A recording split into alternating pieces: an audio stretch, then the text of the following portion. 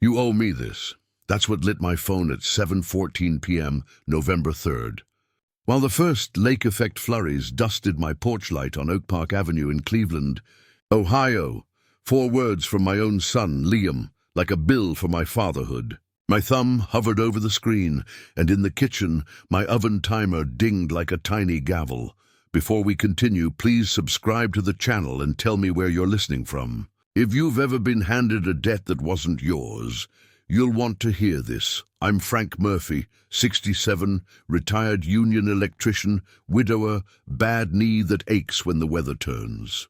My house, a paid-off 1929 brick bungalow, is my retirement.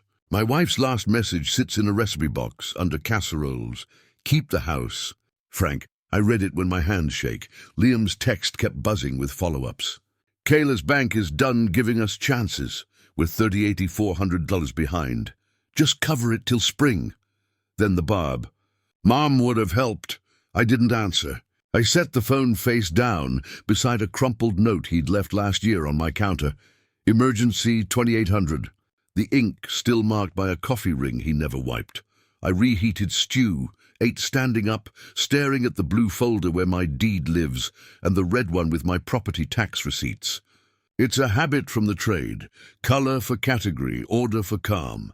Through the window I could see my garage keypad glowing a soft green. I still hadn't changed the old code Liam knew from his high school days. I made a note to do it. By Wednesday, silence. Then Friday, a hard knock. A courier in a shiny jacket shoved a thick envelope into my hand. Civil complaint. Murphy vs. Murphy. The ink made my surname look like a stranger's. They were suing me for $1.2 million. Intentional interference, emotional distress, and a line that stung most, elder neglect. Elder neglect. Me, the man who signed over $15,000 for their 2018 down payment and hauled his own tools to repair their deck for free.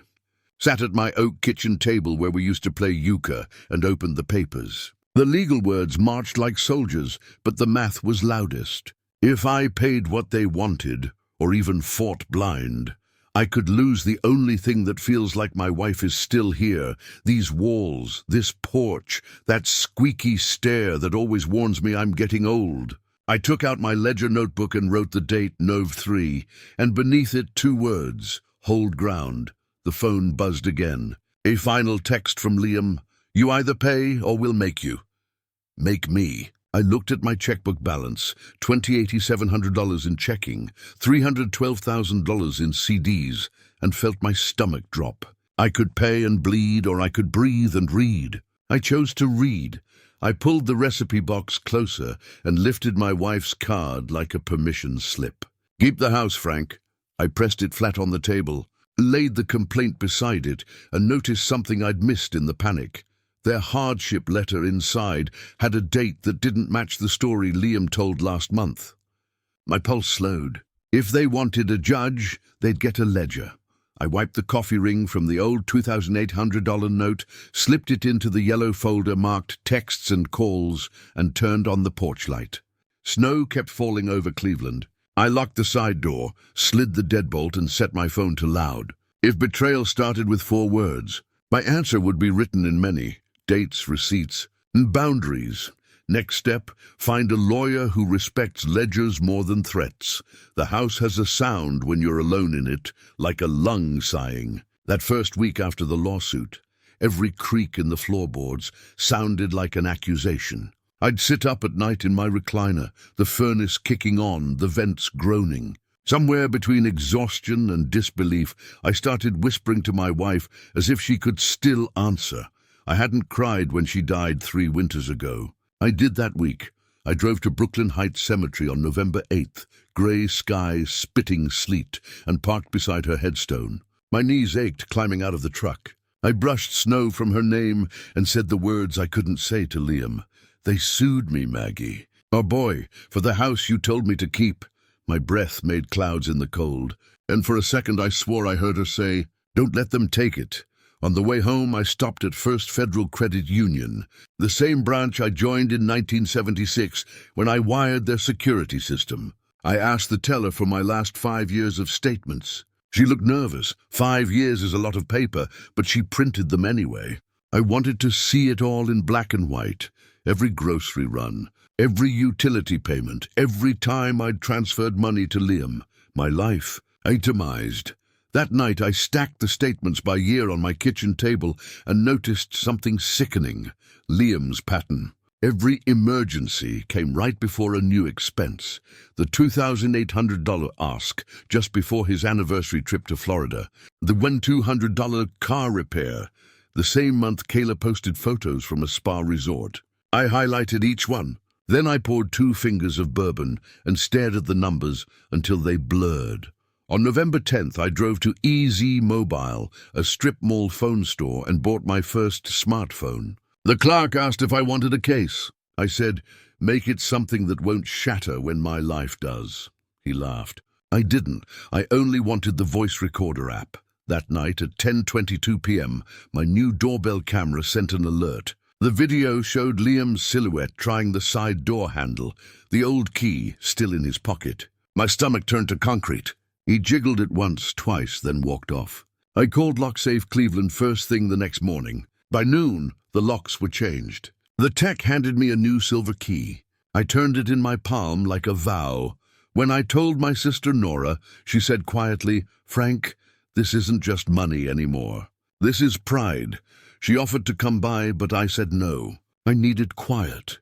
3 nights later, I heard footsteps again, only this time my mind was louder than my house. I couldn't sleep, couldn't eat more than toast. My hand shook pouring coffee.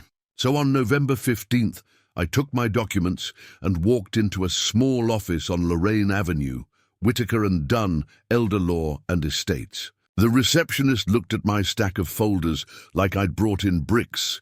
When May Whitaker came out, she didn't give me a lawyer's smile. Just a firm handshake and a simple question. How bad is it? I told her everything. The texts, the lawsuit, the mortgage arrears, the feeling of being hunted in my own home. She listened, pen still. Then she said, "Mr. Murphy, you don't owe them money. You owe yourself some peace." She flipped open a yellow legal pad, drew a timeline across the top and wrote, "Nov 3, text, Nov 5, complaint. Lock change. This," she said, tapping the pad, "is how we win. We keep the calendar honest." She explained the plan. Get copies of my bank records, print the texts, document everything, lawfully, methodically. "No venom," she said, "just facts." I nodded, though my chest still felt like a collapsed wire box. I left her office lighter but not yet brave. That evening, I made a simple dinner, fried eggs, toast, and watched the snow return under the streetlight. The house hummed. My phone buzzed again. A new message from Liam.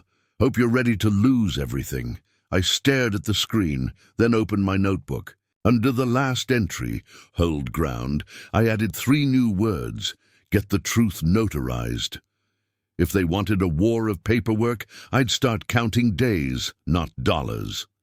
They called me the next morning, her voice calm as static. "Frank, bring every document you have. We're going to build a map, not a wall." That sentence stuck with me. On November 17th, I arrived at her office carrying my colored folders like armor. She'd cleared her desk, just yellow legal paper and a cup of black coffee. She drew a line across the page and started marking dates. Nov 3, text. Nov 5, complaint. Nov 12, lock change. Nov 15, first meeting. Her handwriting was neat, soldier straight. "Tell me about their mortgage," she said. I told her what Liam mentioned, something about a refinance gone wrong. May opened her laptop and pulled up the county recorder's database. "There," she said, turning the screen toward me. "June 18th, 2024, refinance recorded." She scrolled. Cash out amount $62,000. I sat back. They told me they refinanced to lower their rate. They refinanced to spend. May circled the number and slid the printout across the desk. "Find out where that money went, quietly." That afternoon, she introduced me to Evan Brooks, a private investigator who used to work security for the electricians' union.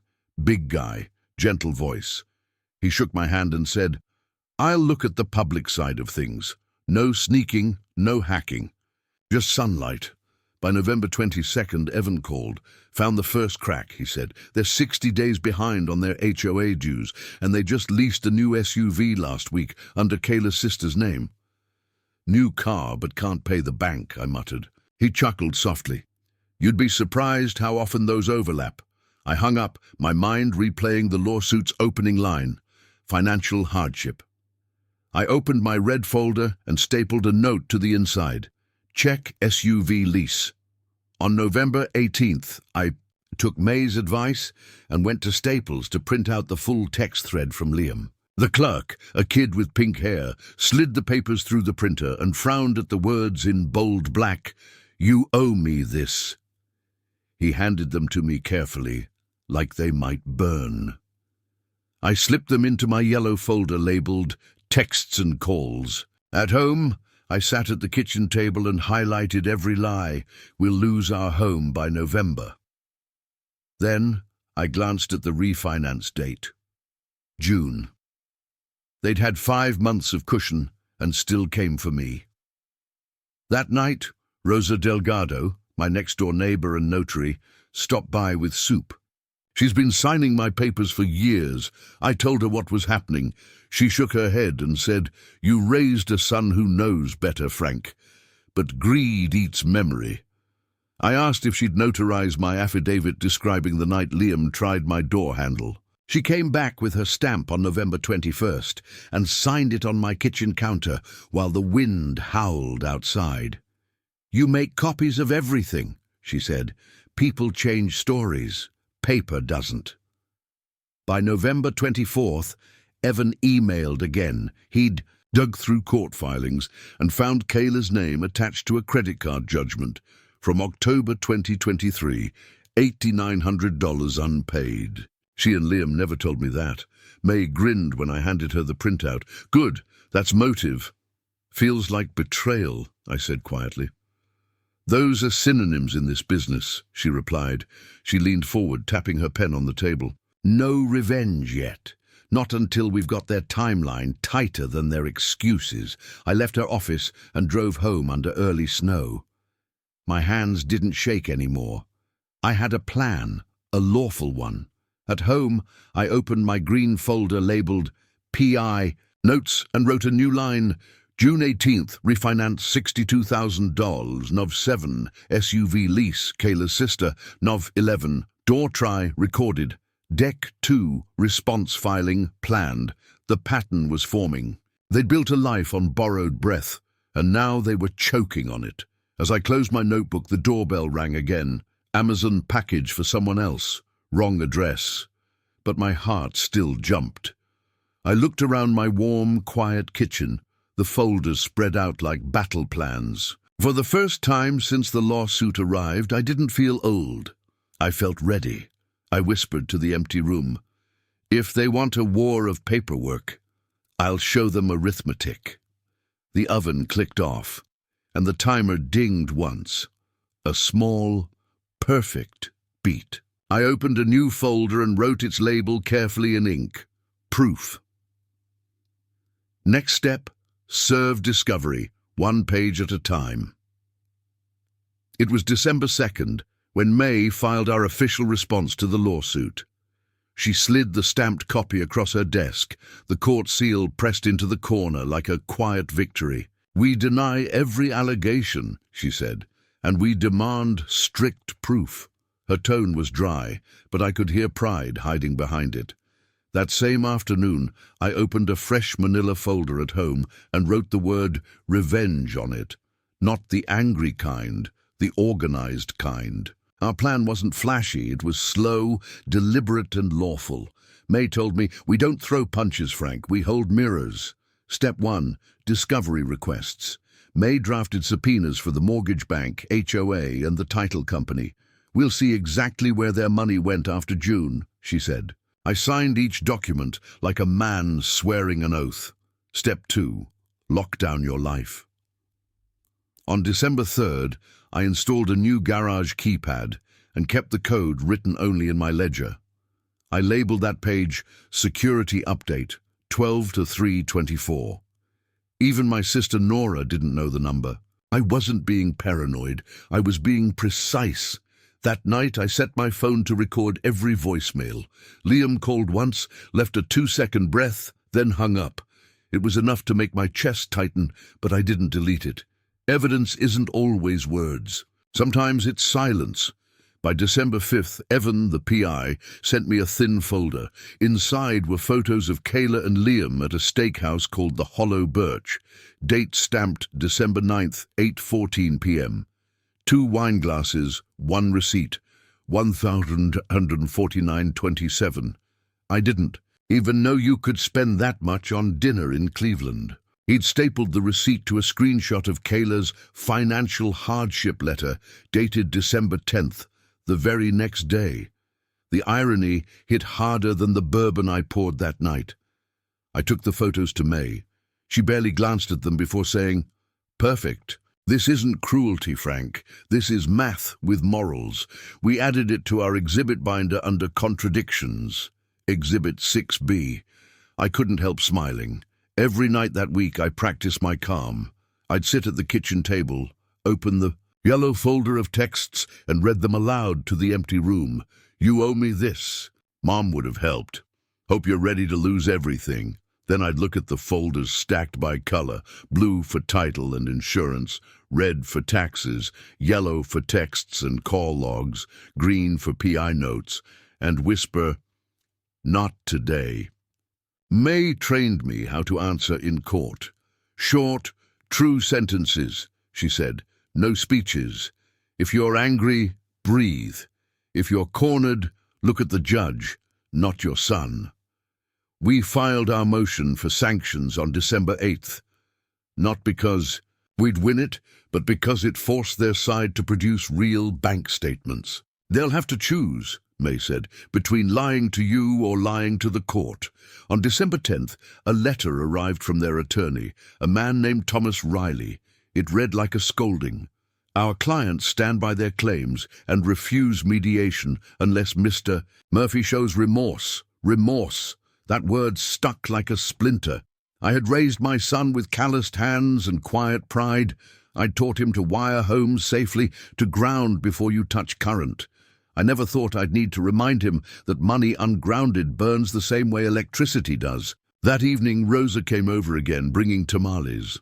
"You look steadier," she said. I nodded. I started thinking like an electrician again. "How so?" "Every short circuit starts with one loose connection." We ate quietly. When she left, I sealed the Riley letter into my green folder. I wasn't mad anymore. I was calculating. The next morning, May called. "The judge granted our discovery motion. They have 10 days to respond. 10 days. 10 days to watch them twist under the weight of their own paperwork." I went to the garage, turned off the light, and stood in the still air for a while. My fingers brushed the new keypad. It beeped softly, obedient. I said no. I whispered to the dark, and no is still the answer. In the distance, snow fell again. The neighborhood slept.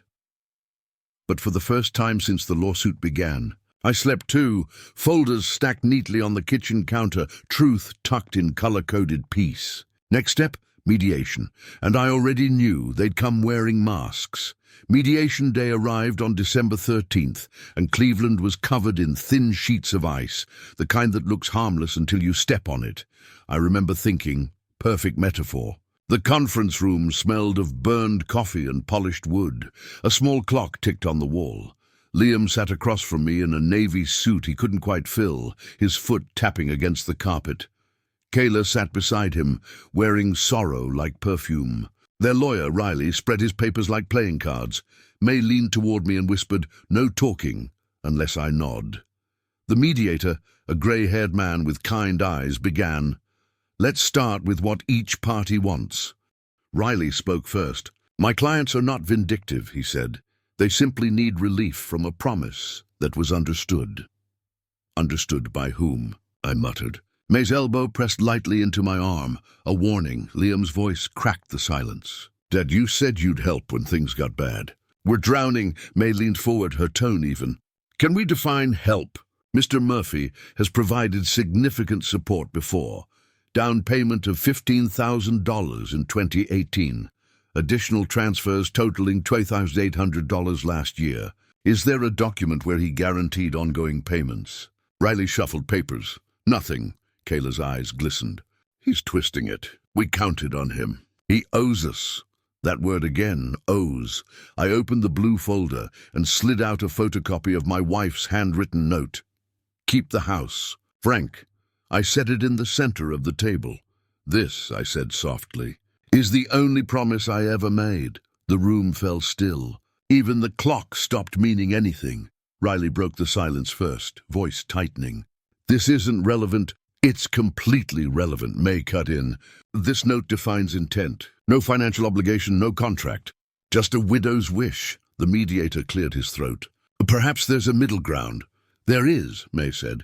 It's called dismissal. Liam's jaw clenched. You'll regret this, Dad. I looked at him and for the first time didn't see my son. I saw a man who turned inheritance into an expectation. I already regret raising a man who confuses love with loans. Kayla gasped, theatrically. Riley gathered his files. We're done here. Agreed, May replied. Outside, the cold wind hit like honesty. Snowflakes spun around the courthouse steps as May zipped her coat. You held your ground. That matters. I nodded, though my hands still trembled. What now? Now we wait. Court's January 6th. They'll either fold or double down. When I got home, the porch light flickered. My doorbell camera showed Liam pacing the sidewalk that evening, not coming up the steps, just standing there, head down, then walking away. I saved the clip and sent it to May. Her reply came 2 minutes later. Keep it. Pattern of harassment. Later that night, Rosa texted, check your porch, packages. I opened the door to find 2 small boxes addressed to me, but shipped from stores in Kayla's name. Odd prank or mistake. I recorded myself opening them. Inside, nothing but tissue paper. Empty boxes, I laughed once, bitter and quiet. Even their gestures had no substance. Evan, the PI, called the next morning. You might want to hear this. He'd obtained a voicemail recording through public routing. Kayla on speakerphone saying, just cry if you have to, the mediator will fold him. The timestamp? The night before mediation. When I played it, my blood went cold, then steady. I sent the audio straight to May. She answered with one word, perfect. By December 18th, May filed a motion to include the recording as supplemental evidence. Riley tried to suppress it. The judge allowed it. That was the moment their case started to leak air like a punctured tire. Christmas crept closer, and Nora insisted on hosting dinner on December 24th. We're still family, she said. I almost said no, but May wanted one more face-to-face. People reveal themselves at tables, she told me. Bring your folders. So I packed my blue one, D-note, texts, and tucked my phone in my coat pocket with the recorder app open. I didn't know it yet, but that dinner would be the quiet explosion before the courtroom storm. As I turned off the kitchen lights, the oven timer dinged again, a sound I'd started to take as a sign. The truth doesn't rush, I whispered to myself. It arrives right on time, and this time it was pulling up right to my sister's front door, December 24th, Christmas Eve. Cleveland streets shimmered with ice and porch lights. I carried my folders under one arm and a bottle of wine under the other, more for camouflage than celebration. Nora's house smelled of pine and roast beef. Her husband carved at the counter, humming carols. On the surface, everything was peace. Underneath, it was stage lighting. Liam and Kayla were already there, standing near the tree, hands linked like defendants posing for mercy. I caught a flicker of triumph in Kayla's eyes, the kind that says, we're winning something tonight. Nora greeted me softly. Frank, no fighting tonight, please. I nodded. No fighting, just facts. We sat. Plates clinked, small talk wobbled. The room's heat made my collar feel too tight. When Kayla asked, so Dad, did you bring the paperwork? I almost laughed. What paperwork? I asked. The transfer forms, she said. Liam said you were ready to settle. My son stared down at his potatoes. He hadn't said that, but he hadn't not said it either. His silence was consent. I put down my fork, reached into my coat pocket, and tapped my phone screen once. It beeped quietly. Recording started. Ohio's one-party consent law. May had drilled it into me like gospel. Settle, I said. That's an interesting word for extortion. Kayla froze. Liam's head shot up. Dad, don't start this now. I'm not starting anything, I said calmly. You already did that in November. When you had me served. You brought that on yourself, he snapped. We were desperate. Desperate people don't lease new SUVs and spend $149 at the Hollow Birch the night before sending hardship letters. Kayla's mouth fell open. You were spying on us? Public record, Kayla. It's amazing what sunlight shows. The table went silent except for the hum of the refrigerator. Nora's husband coughed awkwardly. I didn't look away. Kayla turned red. You're cruel. No, I said, voice low. Cruel is suing your widowed father for $1 million because he wouldn't pay for your mistakes. Her next words betrayed her. That lease is in my sister's name. The room froze. Even the tree lights seemed to dim. Liam hissed, Kayla. But it was too late. I tapped the screen again. The recording stopped. Thank you, I said quietly. That clears up a few things. Liam shoved back his chair. Delete it. I stood slowly. Not a chance. He took a step toward me, eyes wet with anger, then looked around at everyone watching. His aunt, her husband, the kids peeking from the hallway. He stopped, shaking his head. You've lost it, old man. I slid my phone into my coat pocket. Maybe, but I keep records when I lose things. Nora spoke gently. Liam, maybe it's time to go. Kayla muttered something about lawyers hearing about this. I smiled. They will. January 6th. As I left, the snow outside felt cleaner than the air inside. I stood by my truck for a long moment, watching my breath rise in pale clouds. In the window's reflection, I saw myself, a man who'd been accused, insulted, nearly robbed, and still standing. On the drive home, I played the audio once, just to be sure. Her voice was crisp as frost. That lease is in my sister's name. One perfect confession, wrapped in tinsel and timing. I pulled into my driveway, porch light glowing. The neighborhood was quiet, except for the hum of a distant plow. I stepped inside, locked the door, and set the phone beside my blue folder marked proof. For the first time, I felt something like calm. Revenge wasn't fire, it was freezing water, patient and clear. I poured myself one glass of bourbon, watched the snow drift past the window, and whispered, Merry Christmas, Maggie. The truth came home. In a few days, I'd walk into that courtroom with calm hands and color-coded justice, because when January came, I planned to wear my best suit and my calmest heartbeat. January 6th, Monday morning. The kind of cold that bites your knuckles before you even reach the courthouse steps. I remember the way the wind slapped through my coat, the courthouse dome shining against the gray Cleveland sky, and thinking, this is what final looks like. Courtroom 3C smelled like polish and paper. Fluorescent lights hummed faintly above us. Kayla and Liam sat at the plaintiff's table, whispering furiously to their lawyer, Thomas Riley. I caught Kayla glancing at the gallery seats, empty except for a reporter from the Cleveland Ledger and my sister Nora, hands folded tight. May set her files in front of me with practiced grace. Remember, she said softly, short, true sentences. Don't defend yourself, state facts. You've already won half the war by showing up calm. The bailiff called Murphy versus Murphy. The judge, a woman named Hannah Patricia Granger, adjusted her glasses and glanced between us. Counsel, I've read the filings. Let's proceed. Riley stood first, giving the performance of his life. Your Honor, this is not about greed, he began, his voice oily and rehearsed. It's about family obligation. My clients have been financially devastated, left without recourse after their father reneged on his promise to assist. May didn't even flinch. Riley waved toward me. This man, he said, has the means. Over $300,000 in certificates of deposit. He could have resolved this with compassion. The judge's eyebrow lifted. Counsel, compassion is not a cause of action. Do you have written proof of a promise? Riley hesitated.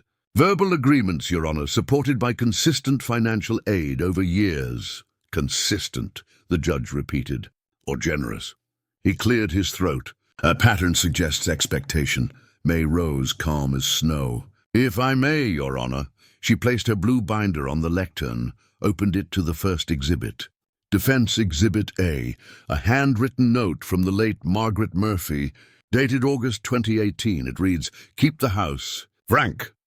This defines the defendant's financial boundaries. She moved smoothly through the folders. Exhibit B, a $15,000 cashier's check, dated October 3rd, 2018. Clearly marked gift, home down payment. Exhibit C, a $2,800 transfer request from November 2023, fulfilled and cashed. Exhibit D, bank statements confirming Mr. Murphy's continued financial responsibility for his own property, taxes, insurance, maintenance. She paused. There is no pattern of neglect here. There is a pattern of parental generosity being weaponized. The courtroom was silent, except for the soft buzz of the lights. Riley tried to recover. Your Honor, hardship forced their hand. They are months behind on their mortgage. May tilted her head. Let's examine that hardship. She clicked her remote, and on the screen appeared a timeline, each date drawn like railroad ties. Plaintiffs refinanced their mortgage June 18, 2024, cashing out $62,000. They fell delinquent by August. Exhibit E shows an HOA lien posted November 1st, and Exhibit F, she tapped her folder, is a photo from the Hollow Birch Steakhouse on December 9th, totaling $1,149.27, the night before they sent Mr. Murphy a hardship letter. A ripple went through the gallery. The reporter's pen scratched furiously. Riley sputtered. Irrelevant context, May said firmly. And Exhibit G, she clicked again. The waveform of Kayla's Christmas Eve voice filled the speakers. That lease is in my sister's name.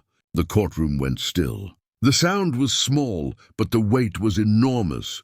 Kayla's eyes widened. That's illegal. You can't record me. May didn't blink. Ohio is a one-party consent state, Your Honor. Mr. Murphy lawfully recorded his own conversation. The judge nodded. Overruled. Riley sank a little. May finished gently. In summary, Your Honor, my client was sued for $1 million because he refused to fund deception. That's not neglect. That's integrity. The judge leaned back. Mr. Murphy, you may speak briefly. I stood. My voice didn't shake, just carried. Your Honor, I worked 40 years with my hands. Every dollar I earned was clean. I gave my son everything he ever asked for, until he asked for something that wasn't his. I said no because this house is my wife's last wish. It's not greed, it's grief with good accounting. A long silence followed. Riley opened his mouth, then closed it again. Judge Granger adjusted her glasses. I've heard enough. The plaintiff's claim for intentional interference and emotional neglect is denied for lack of evidence. The complaint is dismissed with prejudice. The gavel came down soft, but it sounded like thunder. Kayla's face flushed crimson. Liam's shoulders collapsed forward. He didn't look at me. Not once. May gathered our files quietly. We'll file for attorney's fees within the week. As we walked out, the reporter from the Ledger stopped me. Mr. Murphy, any comment? I paused at the courthouse door, snow swirling around us. Yes, I said. You can't sue someone for saying no. Outside, the air hit my lungs like clean truth. Nora hugged me on the steps. You did it, she whispered. Not yet, I said. Justice is half paperwork, half patience. We walked to the parking lot together. Behind us, through the glass doors, I caught one last glimpse of Liam, standing there in that too-big suit, eyes wet, mouth tight. For a moment, I almost felt sorry for him. Almost. But compassion without accountability is just another kind of theft. That night, back home, I set the court order beside my wife's note. Both fit neatly in the blue folder marked Legacy. I poured a small drink and watched the snow drift past the window. The case was over, but something heavier had ended too. The illusion that blood always means bond. They'd sued for a fortune and found a ledger instead, and the line I drew, the one I thought might break me, had turned out to be the line that saved me. Next step, consequences. Because every gavel echo leaves a shadow. The morning after the verdict, Cleveland felt different. lighter somehow. I brewed coffee, opened my kitchen blinds, and let sunlight spill across the table where the folders still sat, red, yellow, blue, green, all my battle colors. For the first time in months, I didn't need to add a new page. The ledger was complete, but justice isn't quiet, it ripples. By January 8th, 2 days after the dismissal, May called me. Riley's office just withdrew from representation. Your son and daughter-in-law are on their own now. Her tone was professional, but I could hear a trace of satisfaction. The judge also granted us a fee hearing for Friday. We'll recover your legal costs. I thanked her and hung up, sitting in the silence. My house, which had felt like a bunker for months, suddenly sounded like a home again. The hum of the fridge, the faint tick of the wall clock. Peace has a sound when you've missed it long enough. Later that day, I drove to the post office to send Nora a copy of the judgment. The clerk, a man my age, scanned the envelope and said, "Murphy, right? Read about your case in the ledger." "Hell of a thing," I smiled politely. "Just a family matter sorted out." But word traveled faster than paper. By January 9th, Kayla's social media accounts were scrubbed clean. No more photos of champagne dinners or leased SUVs.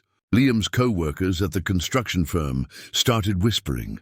Evan had connections there, and news of the failed lawsuit leaked through the grapevine. Pride can survive many blows, but public embarrassment is fatal to it. That evening, I received a text from Liam. Just one word: why? I stared at it for a long time, thumb hovering. Then I typed back, "Because I told you no, and you refused to hear it." I didn't send anything else. The next morning, May called again. The judge ruled. "You're awarded $8,400 in attorney's fees and costs, payable within 30 days. I laughed quietly, half disbelief, half relief. "They'll never pay it. Then it'll sit on record," she said. A lesson written in ink. On January 11th, Evan dropped by my house with 2 folders. "Final reports," he said. "Kayla's SUV payments are 3 months behind. Joey's filed for foreclosure on their condo. They've got a lien bigger than their kitchen table." He set the papers down, looked me square in the eye. "You played this clean, Frank. You kept your name." I nodded. "That's all I ever wanted, that night." I boxed up every piece of evidence, copies of the texts, receipts, the steakhouse photo, the refinance report, and sealed them in a plastic tub labeled "Case Closed, Jan 2025. I slid it under the bed where my wife's cookbook box used to be. The symbolism wasn't lost on me. Both were keepsakes of promises kept. On January 13th, I saw Kayla at the grocery store. She avoided eye contact, clutching a basket with off-brand cereal and baby wipes. For a second, I almost said something. Maybe an apology neither of us deserved, but I didn't. She'd made her choices. So had I. When I got home, I poured a drink and wrote a line in my notebook. "Justice doesn't shout. It signs receipts." 3 days later, the court's payment notice came by certified mail, proof that the system had worked, at least this once. I placed it beside my wife's note on the table. "Keep the house." Frank, I thought about how she'd smile if she could see it. The man she left behind, beaten up by grief but still standing, house intact, dignity unbent. For the first time in months, I turned off the porch light before bed. The neighborhood was quiet. No pacing shadows, no letters taped to my door. Just snow settling on the mailbox, pure and indifferent. When I lay down, I realized something simple. Revenge isn't always about winning. It's about remembering who you were before someone tried to rewrite you. And as I drifted off, I whispered into the dark. They took my peace for a season. They took my name back forever. Next step, making sure the peace I'd earned stayed that way. Because even justice needs maintenance, just like a good house. By the 3rd week of January, the city thawed just enough for the gutters to run. And I finally heard something I hadn't in months. Quiet, ordinary peace. I sat by the window with my ledger, flipping through old pages. Every note, every receipt, every date had carried me here. But justice isn't a moment. It's upkeep. May called on January 20th, her voice light for the first time since this all began. "Judge Granger signed the order," she said. "Case dismissed. Fees confirmed. We're officially closed." "Closed," I repeated, testing the word like a hinge that finally worked again. I suggest one more thing, she added. Update your estate plan. Protect the house for good. So that Friday, I walked 2 blocks to Rosa Delgado's kitchen, my neighbor, my notary, my quiet guardian through all of this. Her home smelled like strong coffee and cinnamon. She wiped her hands on a towel and said, "Ready to sign?" I nodded. May's new draft gives the house to a literacy non-profit if Liam remains estranged. No loopholes, no arguments, Rosa smiled. That's clean. She stamped each page with a firm final thunk. Now it's law. Back home, I nailed a small wooden plaque inside the front closet. House paid in full. 2024. It wasn't for anyone else to see. Just me and maybe Maggie somewhere above. That night, I sorted my keys. Garage, front door, gate, mailbox. I mailed a spare set to Nora, along with a letter. If anything happens, don't let them sell this house. It's not for profit, it's for peace. She called me crying the next morning. You always did keep promises too literally, I laughed. That's how they hold. Later that week, I walked through each room of the house like a tour guide of survival. The living room lamp I'd repaired after the stroke of loneliness in 2022 still glowed steady. The kitchen table bore faint grooves from years of note-taking. The blue folder sat on top, sealed and labeled Legacy. At sunset, I took my late wife's cookbook out again, the one with her handwriting, Keep the House. Frank. I placed the court order inside it, between the pages for chicken soup and pot roast. That was her kind of poetry. Warm food, solid walls, quiet closure. Outside, kids played in the snowbank by the curb. The world had kept moving even while mine froze for months. That evening, I met Evan for coffee. He grinned across the booth. So, old man, what's next? Victory parade? Just quiet dinners, I said. And locked doors, he nodded. You know, you did this the right way. No mud, no tricks. You let truth do the talking. Truth's the only thing that doesn't depreciate, I said. As I walked home, streetlights reflected on the melting snow like small halos. I realized justice hadn't come in a grand finale. It came in increments. Court papers, notarized stamps, a son's silence replaced by my own stillness. At the porch, I paused, listening to the furnace hum inside. Every honest man knows that sound. It's stability, I whispered to the empty night. You didn't lose me. Liam, you just priced me out. Then I locked the door, double turn, and set my phone to do not disturb. Peace, after all, is a practice.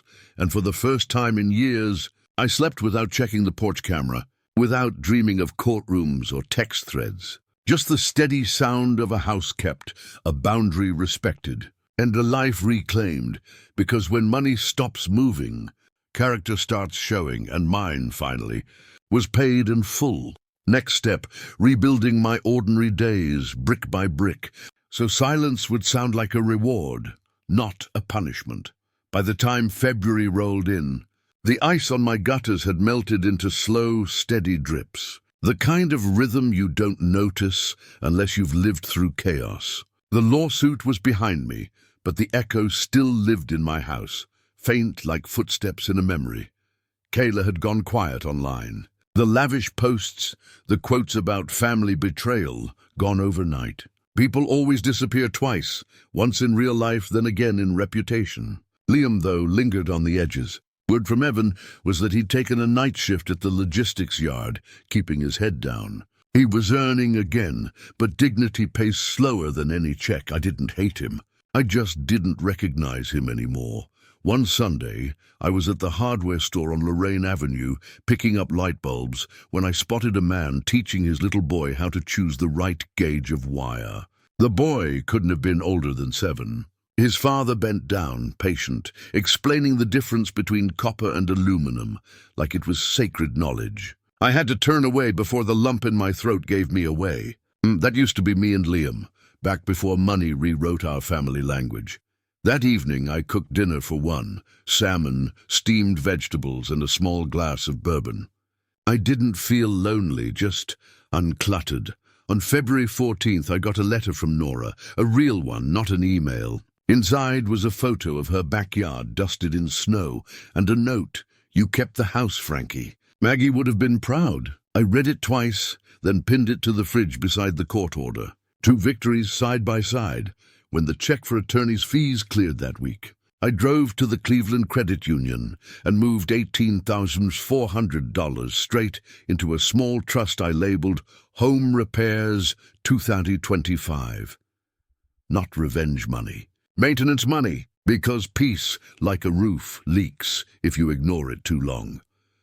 On February 20th, I spent the afternoon with Rosa. We boxed up Maggie's cookbooks, the whole shelf this time. I kept just one, the stained one with her note. The rest we donated to the library sale downtown. Rosa said, "Feels like letting go." "It's not letting go," I said quietly. "It's filing away." We shared coffee afterward. I told her about the plan to start volunteering again, rewiring the old parish hall lights for free. She smiled. "That's how you heal, huh? Circuits and silence." Something like that. Back home, I sat at the window with the evening news humming low. The snow outside had started to melt, puddling near the mailbox. Life was moving on, as it always does, without ceremony. I took a walk through the house before bed, each room holding its breath like a loyal friend. The clock ticked. The heat kicked on. Even the hum of the fridge sounded like forgiveness. At the door, I paused to switch off the porch light. The keypad glowed soft green, the same one I'd changed the code on months ago. My fortress, my boundary, my proof that no can be sacred. I locked it, double-checked and whispered, "We're done now." Maggie, in the quiet that followed, I realized something. Justice had fixed my name, but peace had fixed my soul. The house stayed. The noise left, and somewhere out there, maybe Liam finally learned the lesson I'd been trying to teach him his whole life. Love isn't alone. Tomorrow, I'd start on the parish lights. It was time to give something good back to the world. Next step, a letter I never expected to get, one that would remind me that some debts aren't measured in money, but in forgiveness. It was the first warm day of March when the letter arrived. The snow was gone, the air smelled faintly of wet earth, and the postman handed me a plain white envelope with handwriting I'd have known anywhere. Liam. For a long time, I didn't open it. I set it on the counter, made coffee, stared out the window. Birds were back on the power lines, the neighborhood thawing into life again. Funny how the world keeps moving even when families don't. When I finally slit the envelope open, the words were short, maybe 40. Total. "Dad, I know you hate me. Things got bad. We're losing the condo. I just need a little help to get back on my feet. Please." No apology.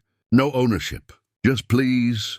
I stood there for a long while, the sound of the refrigerator filling the silence. Then I pulled out my ledger, yes, the same one, and turned to a fresh page. Across the top I wrote March 8, 2025, response. I didn't grab a checkbook. I grabbed a pen. I wrote slowly, deliberately, the way I used to wire circuits, making sure every connection had a purpose. "Liam, I don't hate you. I hate what greed made of you. You asked for money when you needed accountability. You sued me when you could have sat down for dinner. And now, when the bills have come due, you ask again. Bring me a plan, not a plea. Show me work, not words. Until then, the only thing I can offer is the truth. You didn't lose your father. You priced him out." I folded the page and slipped it into an envelope. But before sealing it, I added one last thing. A photocopy of the court's dismissal order and a recipe card in my wife's handwriting. Chicken soup. Good for starting over. No lecture, just warmth, written in her ink instead of mine. I mailed it that afternoon. The woman at the post office smiled and said, "Sending good news." "Depends who reads it," I replied. That night I sat on the porch with a cup of tea instead of bourbon. The street was quiet, the sky pink with the last of winter's chill. Across the yard, the fence I'd built in January stood clean and strong. Boundaries, I thought. The simplest kind of architecture. I didn't expect a reply from Liam, and one never came. But a week later, Nora called to say she'd seen him working odd jobs at the port. "Maybe it's a start," she said. "Maybe," I answered. Starting over is the one skill we Murphys all share. We hung up, and I sat there for a long time, listening to the distant train whistle echo across the flats. It sounded like closure, Before going inside, I glanced once more at the keypad beside the door. The numbers glowed soft green in the dusk, steady, faithful, unchanged. I pressed in the code, stepped through, and shut the world out behind me. I placed my wife's cookbook back on the shelf, and for the first time since all this began, closed it without reading the note. I didn't need to. The words were already part of me. Keep the house, Frank. The house was still here. I was still here, and maybe somewhere out there, my son was learning that no can be the kindest word a man ever says. I turned off the light. The furnace hummed, and I whispered to the quiet, "You didn't lose me. Liam, you gave me away." And in that stillness, I realized that was the real revenge. Not the court win, not the fee check, not even the peace. It was the freedom to forgive without forgetting. The house stayed. The man did too, and that finally was justice paid in full.